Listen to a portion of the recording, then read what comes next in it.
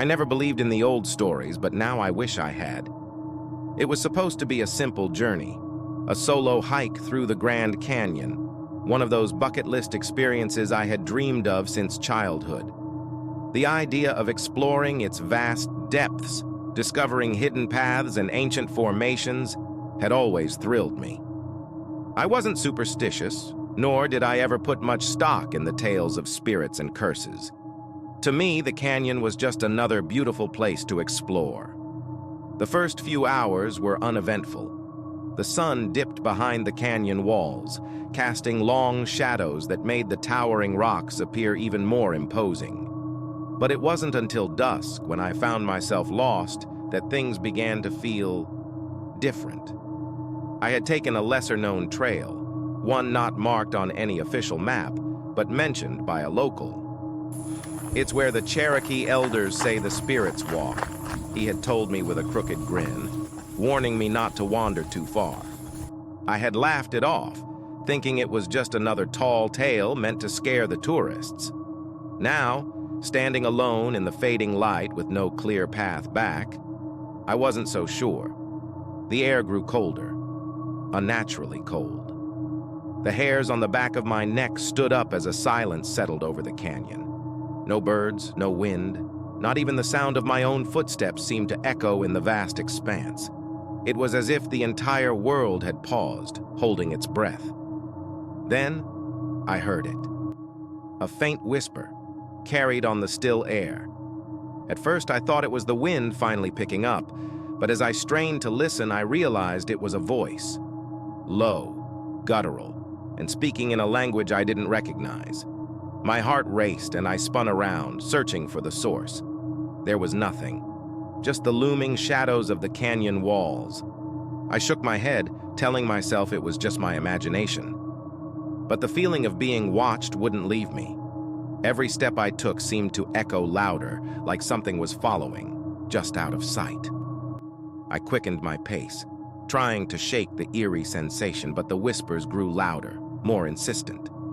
Suddenly, the trail opened into a small clearing surrounded by jagged rocks that jutted out of the ground like crooked teeth. In the center, there was something strange. Carvings etched into the stone, symbols I didn't recognize. They were old, weathered by time, but there was something unsettling about them. They felt alive, pulsating with a malevolent energy that made my skin crawl.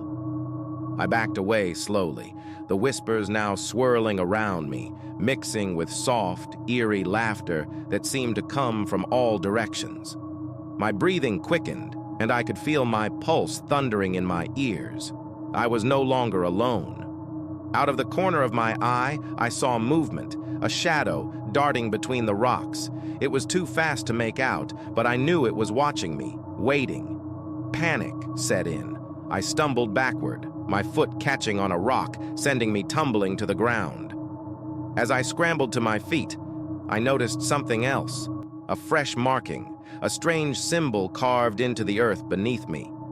It wasn't there before. I turned to run, but the air had grown thick, almost suffocating. The temperature dropped even further, my breath now visible in the dim light. And then, out of the darkness, they appeared. Figures standing at the edges of the clearing. Tall, cloaked in shadow, their eyes glowing faintly in the gloom. I couldn't move, couldn't breathe.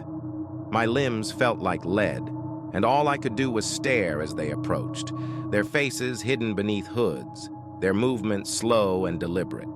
One of them, taller than the rest, stepped forward, raising a hand. I heard a voice, clear and commanding, though it didn't come from the figure's mouth.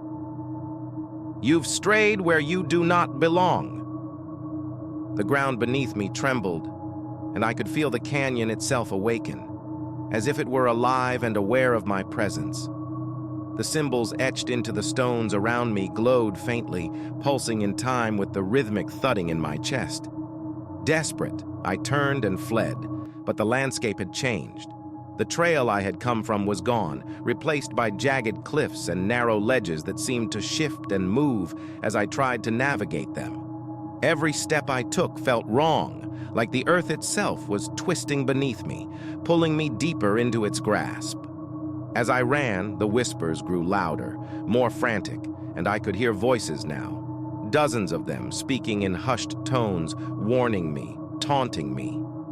"You can't escape," they seemed to say. "You've been marked." I glanced down at my arm, and there it was.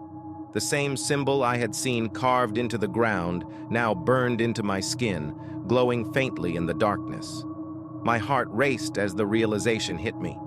I wasn't just lost in the canyon. I had been claimed by something far older and more dangerous than I could have ever imagined. By the time I reached what I thought was an exit, the figures were there again, waiting, watching. Their eyes glowed brighter now, their presence overwhelming. The tallest one stepped forward once more, its voice echoing in my mind. "The canyon keeps what it takes." With a final desperate scream, I turned to run, but my feet never touched the ground. The world shifted again, and I felt myself falling, spiraling into darkness.